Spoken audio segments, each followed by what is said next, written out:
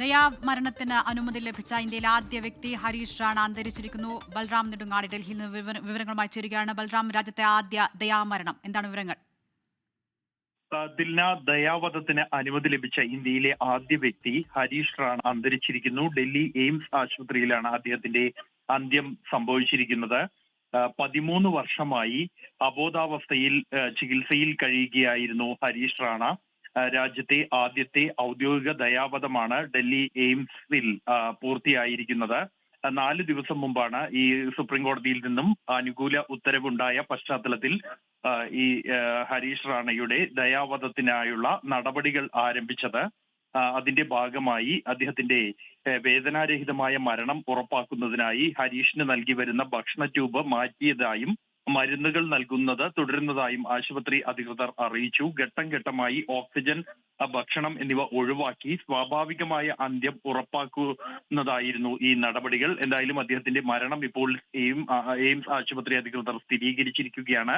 2013 പഞ്ചാബ് സർവകലാശാലയിൽ പഠിക്കുന്നതിനിടെ കെട്ടിടത്തിന്റെ 4ാം നിലയിൽ നിന്നും വീണ് തലയ്ക്ക് ഗുരുതരമായി പരിക്കേറ്റതിനെ തുടർന്ന് കഴിഞ്ഞ 13 വർഷമായി Harish Rana കോമയിൽ തുടരുകയായിരുന്നു.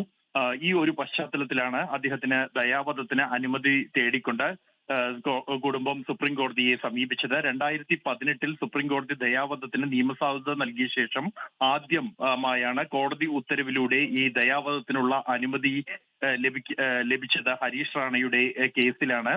Justice JB Pardiwala, justice KV Viswanathan എന്നിവരടങ്ങുന്ന ബെഞ്ചാണ് ദയാവധത്തിന് അനുമതി നൽകിയത്. വളരെ വൈകാരികമായ ഒരു വിധി പ്രസ്താവനയാണ് ഹരീഷ് റാണയുടെ ദയാവധവുമായി ബന്ധപ്പെട്ട സുപ്രീം കോടതി നടത്തിയിരുന്നത്. എന്തായാലും രാജ്യത്തെ ആദ്യ ദയാവധം അത് ഇപ്പോൾ പൂർത്തിയായിരിക്കുകയാണ്. 13 വർഷമായി കോമയിൽ കഴിയുകയായിരുന്ന ഹരീഷ് റാണയ്ക്ക് ഒടുവിൽ അദ്ദേഹത്തിന്റെ അന്ത്യം സംഭവിച്ചിരിക്കുകയാണ്.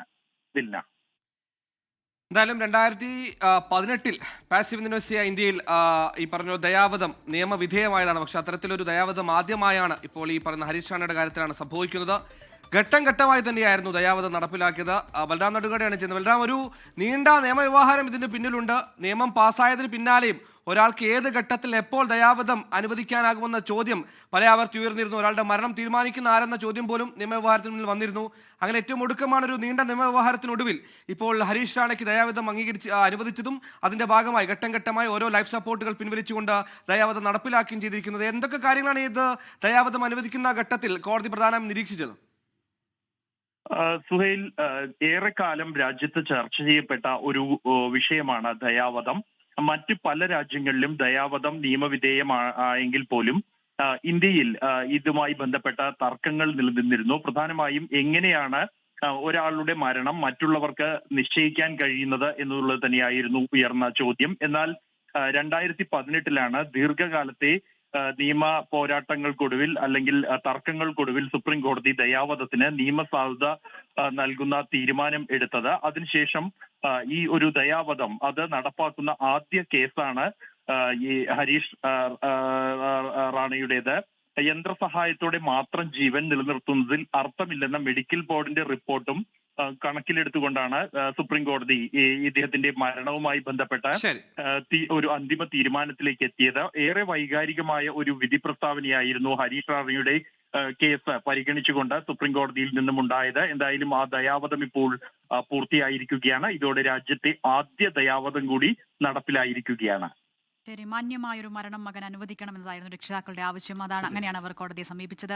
ഒടുവിൽ വിധി വന്നു. കഴിഞ്ഞ മാർച്ച് 11 ഇതാ ഇപ്പോൾ അത് നടപ്പിലാക്കപ്പെടുകയും ചെയ്തു. രാജ്യത്തെ ആദ്യ ദയാമരണം.